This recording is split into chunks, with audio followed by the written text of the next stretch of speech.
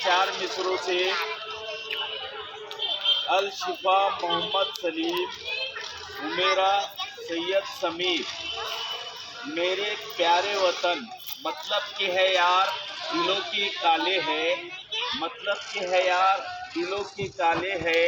मौका मिलते ही यहाँ पर सब डसने वाले हैं, और किसमें कितना जहर है हमको है मालूम, और किसमें कितना जहर है हमको है मालूम।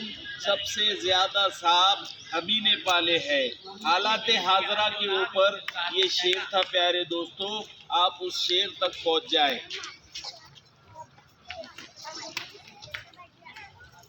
मेरे प्यारे वतन तू सलामत रहे, बाउबाने चमन तू सलामत रहे।